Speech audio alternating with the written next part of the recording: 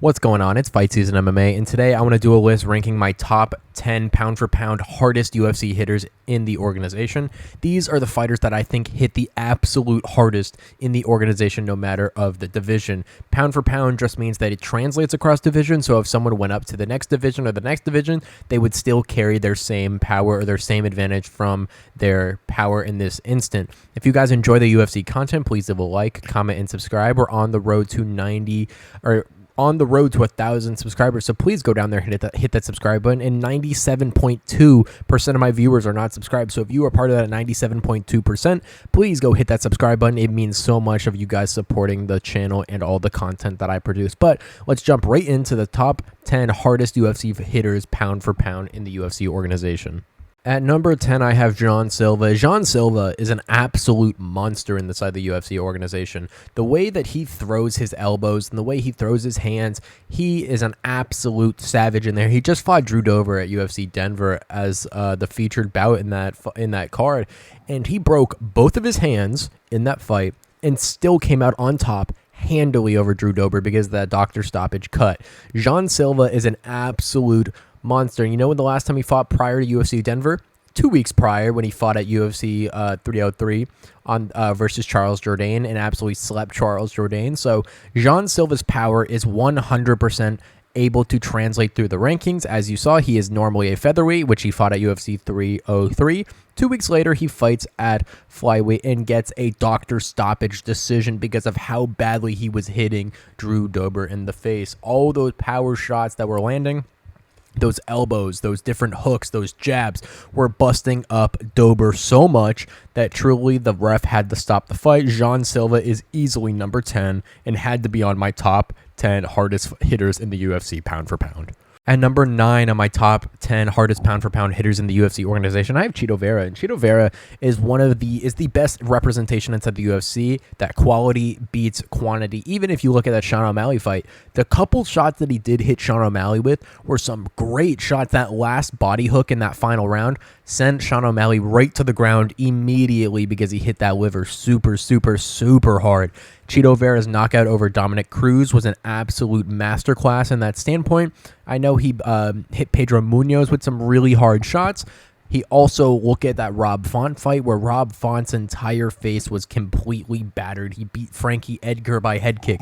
Chito Vera hits so hard inside that UFC bantamweight division, and he's fighting Davidson Figueiredo coming up this weekend at UFC Abu Dhabi, which is bound to be one of the best fights of two of some of the hardest hitting fighters under the UFC lightweight division. But truly, Chito Vera's style is about quality over quantity, and that power that he possesses, he throws into every single shot he has, and Chito Vera goes to knock out every single person inside the UFC octagon, and that is why Chito Vera is number 9 on my UFC hardest hitters pound-for-pound rankings.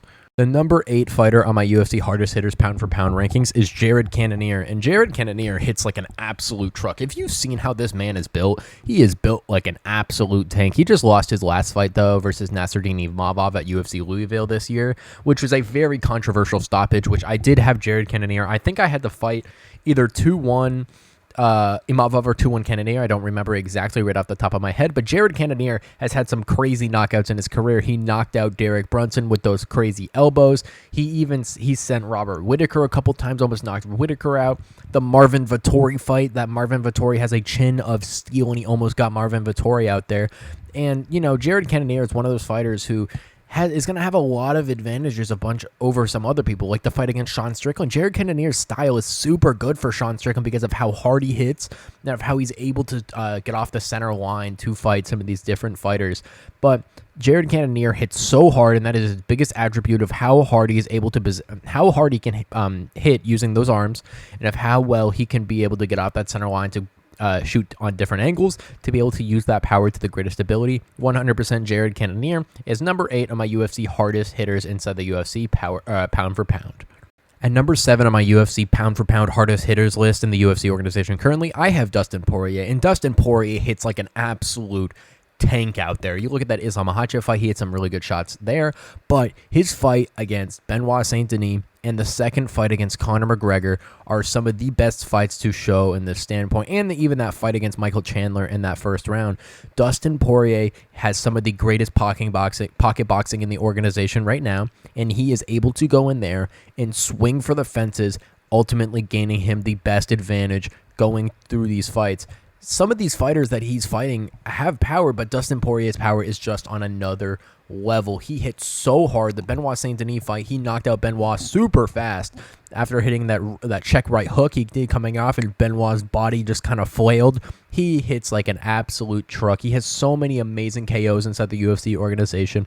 He turns Max Holloway's head into a bowling ball. He is an absolute prospect of a hitter, and I love watching Dustin Poirier fight, and I hope he gets one more fight inside the UFC organization so we can all give him a nice goodbye, because his career has been something that is truly amazing, and we all love watching Dustin Poirier fight. But having a list of the top 10 pound-for-pound hardest hitters in the UFC organization without Dustin Poirier would be an absolute crime, so I had to slide Dustin Poirier here in at number 7 on this list.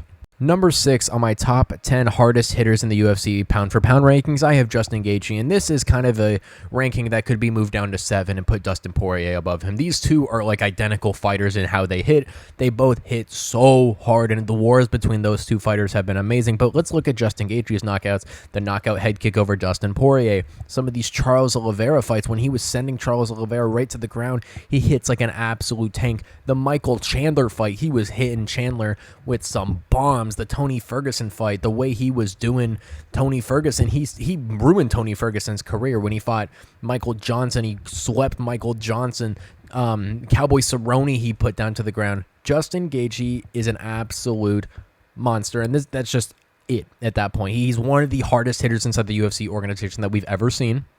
And I think that power would translate through the rankings because of how technical he is. Ever since he's been able to calm down his UFC style, because we all know he's super wild, but ever since he's been able to work under Trevor Whitman and kind of gather everything together and be able to use that power as an advantage rather than putting himself in risky positions, Justin Gaethje has turned into a different fighter. That Rafael Fiziev performance was absolutely incredible, and that Dustin Poirier fight the second time was incredible, and he was holding his own against Max Holloway, although big Max Holloway was doing great out there at 155. But Justin Gaethje 100% is number 6 on my top 10 pound-for-pound power hitter rankings currently in the UFC organization.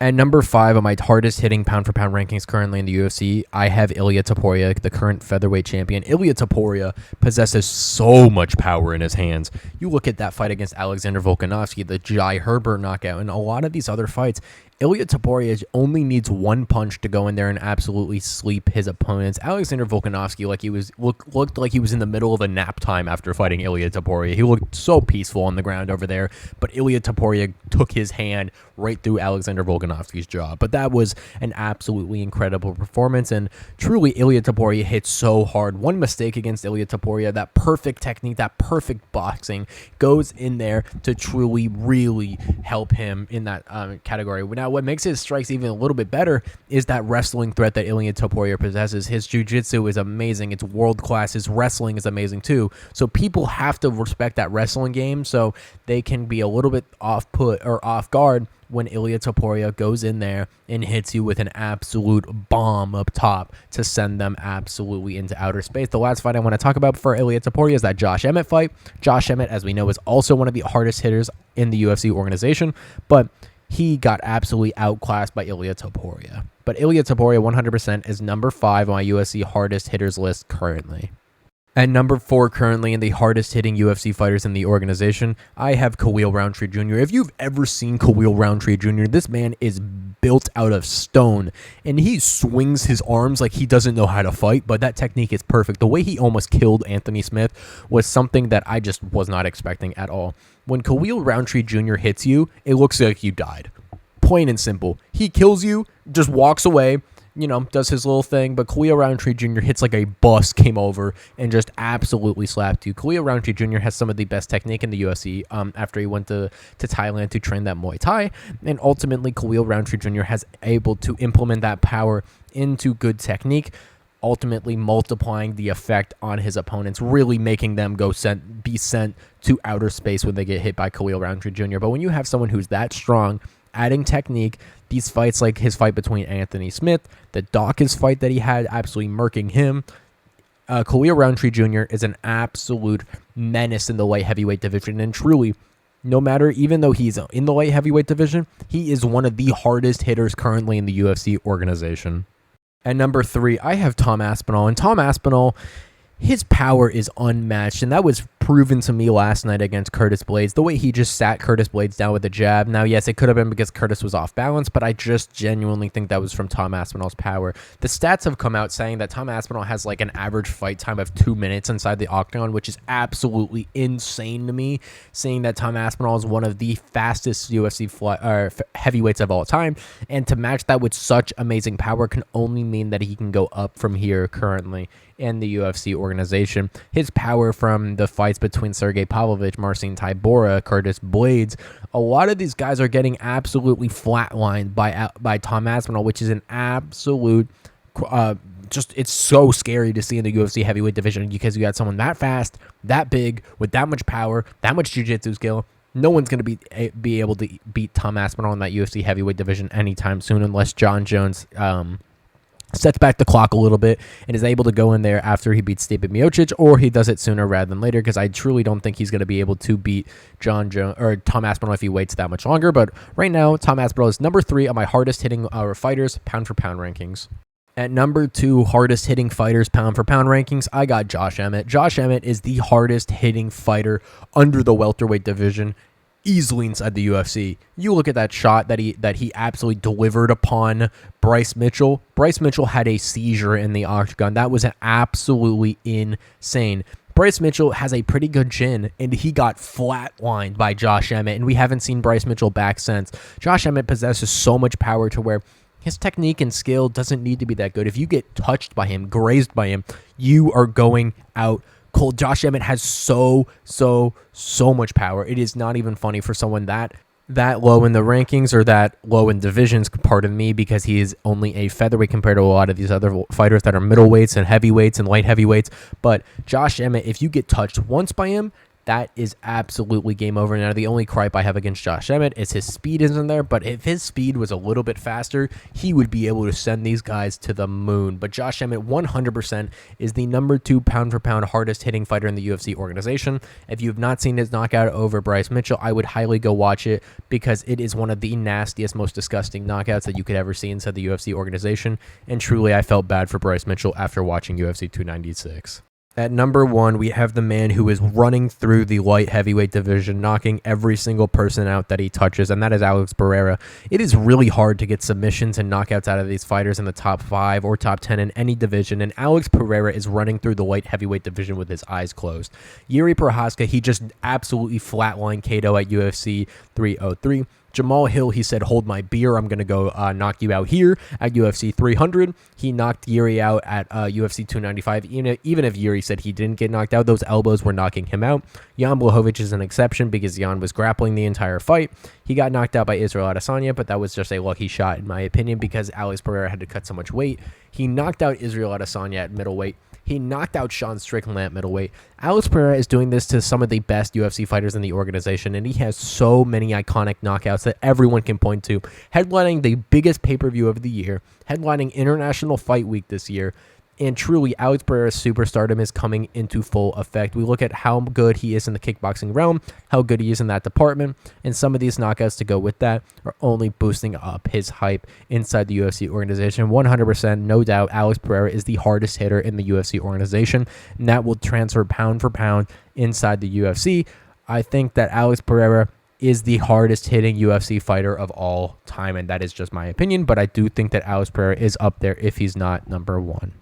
Thank you guys so much for watching this episode of Fight Season MMA. And for me, just to recap my hardest hitters in the UFC organization, I got Jean Silva at 10, Chito Vera at 9, Jared Cannonier at 8, Dustin Poirier at 7, Justin Gaethje at 6, Ilya Topuria at 5, Khalil Roundtree Jr. at 4, Tom Aspinall at 3, Josh Emmett at 2, and Alex Pereira at 1. Please let me know what you think about this list. If you have any gripes about it, or if you enjoy it, please comment down below what you think about my list. And if you guys want to hit that subscribe button, please do so. We're on the road to 1,000 subscribers, and that is the greatest way to support the channel, is hitting that subscribe button. 100%, that's the biggest way that you can help us reach that goal very, very soon. Thank you guys so much for watching this episode of Fight Season MMA, and please stay tuned by turning on that post notifications bell, just so you guys are always notified when I release videos, because more videos are going to be dropping very soon. Thank you guys so much for watching, and I will see you guys very soon with more UFC content and news.